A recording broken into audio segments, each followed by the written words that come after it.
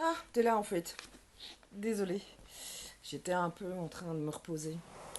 Je, je suis fainéante de temps à autre. J'ai pas envie de bosser. Et ouais, comme je suis dans un bureau où il y a un canapé, la tentation est très grande en fait de faire une petite sieste comme ça l'après-midi et de paresser un peu. Et c'est un sujet en fait de mon article. Ça parle de la fainéantise. On discutait un jour avec un de mes amis qui me disait, moi je suis un gros fainéant, je fous rien. Ou plutôt je fais, mais dès que j'en ai l'occasion, je me tarte dans mon fauteuil ou dans mon sofa et je fais rien. J'aime bien ça, rien faire.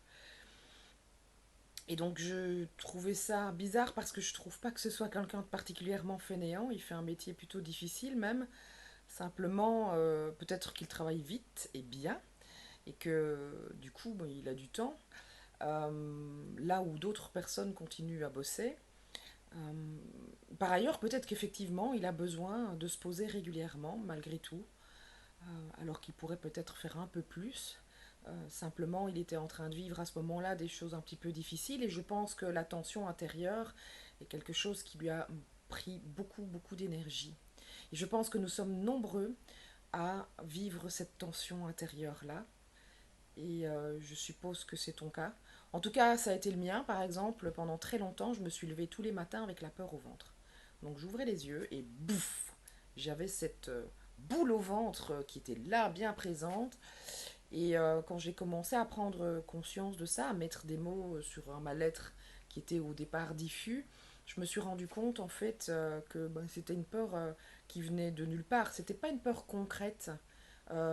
Par exemple, la peur d'aller au boulot parce qu'il y a un collègue ou un chef qui me pourrissait la vie, ou la peur de quelque chose de précis. C'était vraiment une peur diffuse. Et j'ai découvert avec le temps que c'était quelque chose qui venait de blessures d'enfant. Alors, je vais pas vous faire un truc de psychologie, je suis de toute façon pas psychologue, mais simplement, c'est quand même des choses qui peuvent nous manger vraiment, vraiment notre énergie et qui induit chez nous un comportement compensatoire. Alors pour certains, c'est la fuite et donc la paresse et la fainéantise en font partie. Pour d'autres, c'est la suractivité au contraire. Et pour certains, c'est carrément la dépendance. Et donc, on développe des comportements qui peuvent paraître complètement anodins ou même carrément normaux, parce que je pense que personne ici ne se remettra en question de manière évidente quant à son agenda complètement rempli, le nombre de visites qu'ils ont prévues pour le week-end, les barbecues, les visites chez les copains, les fêtes par-ci, les fêtes par-là, le fait que peut-être l'agenda est surchargé d'activités pour les enfants, pour les parents, en sport, en musique, en plein de trucs. Certains aussi passent beaucoup de temps devant la télé et voilà, n'osent peut-être pas se l'avouer ou l'avouer à autrui, mais passent tout leur week-end devant Netflix à regarder des séries qui sont parfois pas très intelligentes. Et ça a l'avantage en fait de nous faire fuir de tous nos soucis et de ne pas nous connecter à notre soi-même, notre nous-mêmes peut-être, je sais pas, peu importe.